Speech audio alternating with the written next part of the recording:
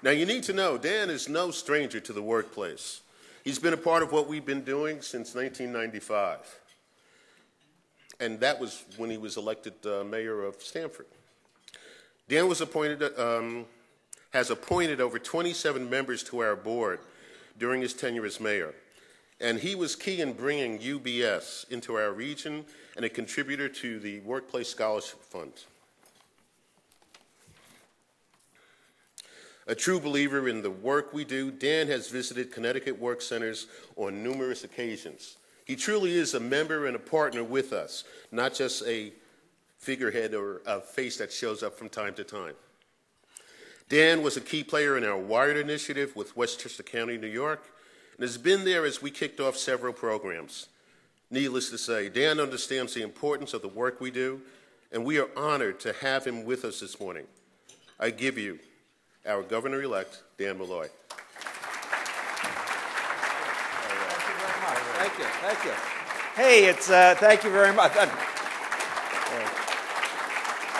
Only I could get my kids to do that. Thanks. Thank you very much. Sit down, sit down. We're old friends, and you don't have to do that. It's great to be with everyone today, and to be invited to the meeting of an organization which I think is extremely important to our state is really a high honor and privilege for me.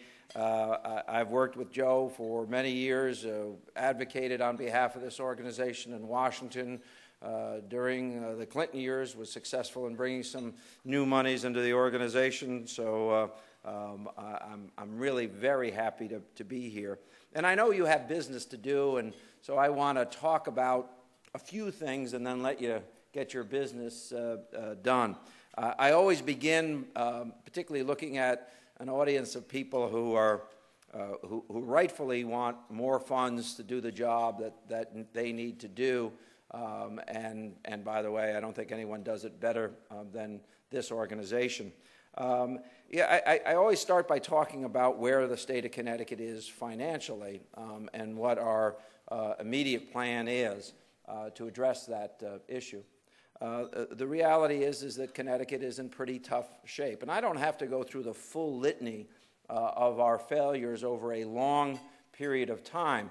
But for instance, since we're talking about labor and jobs, to be really one of only 2 states that failed to create any jobs over a 22-year period of time is not a badge we can wear with pride, or to further reference to the Clinton years. In a period of time in which the country created 22,700,000 jobs, Connecticut claimed none of those, leaving all of those jobs to be split up amongst the other states. On other fronts, where pre-K through 12 education, and I say pre-K because we did it in Stamford 11 years ago, but unfortunately most communities have not. It's one of the reasons that we lag behind many other states in closing the achievement gap. But pre-K through 12, we've lost our position of leadership in this nation with respect to the quality of the deliverance of that education and the achievements of that population graduating from our public schools. On a higher education basis, we've gone from number 1 with respect to the deliverance of 4-year degrees to number 7, and project in a relatively short period of time to fall even more rapidly in those ranks if we don't change direction. One of the things I don't talk about everywhere, but somehow, in some way, we lost our direction. America, which was a second chance society at its outset, I mean, let's be honest, with the exception of a large portion of our black population who can trace their roots to having come to this country as a result of slavery, just about everybody else came to this country for the purposes of getting a second chance in life. And yet, in this state in particular, in this country, we've turned our back on the concept that if someone makes a mistake in their life, particularly early in their life, and even if that's as a result of drug addiction or mental illness, we're going to permanently punish them. We're going to make it almost impossible for them to get gainful employment. It's as if we would cut off our nose to spite our face. Because what we're ultimately doing is not simply condemning that person to failure throughout their life. We can reasonably project that on an intergenerational basis, we'll be doing the same for family members, for the children, and perhaps the grandchildren, particularly if we don't turn around what is rapidly becoming a failing public educational system.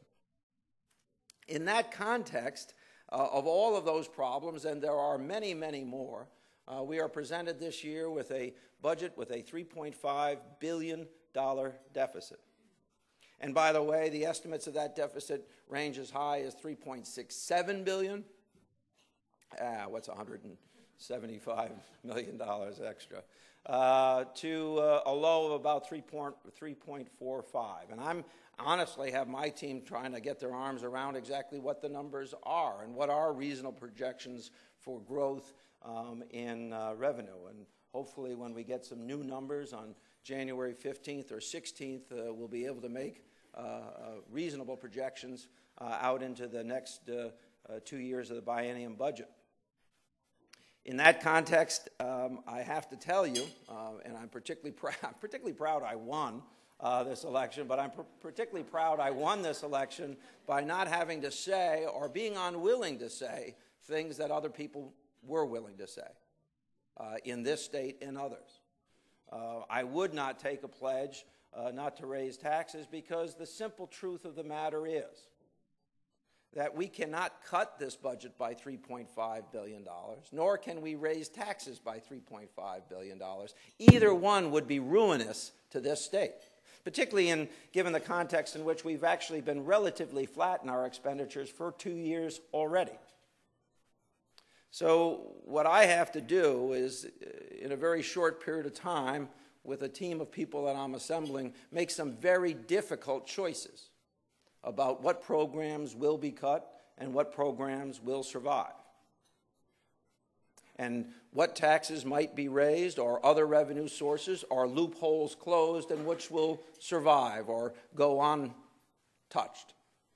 It is a daunting task, which I volunteered for. Actually, did more than volunteer for. I worked worked pretty hard to be here. And I hope that the people of Connecticut have entrusted me with this job because they believe that I possess the appropriate level of experience and compassion and an understanding of business to make the decisions that have to be made.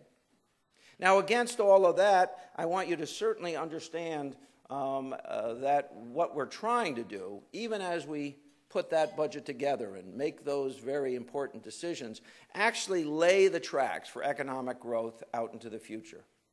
So even though I talk about these gigantic budget deficits and problems that we're looking at, I remain pledged to do something that the last two administrations, or at least for the last 12 years, have failed to do, and that's to properly invest in the infrastructure of this state.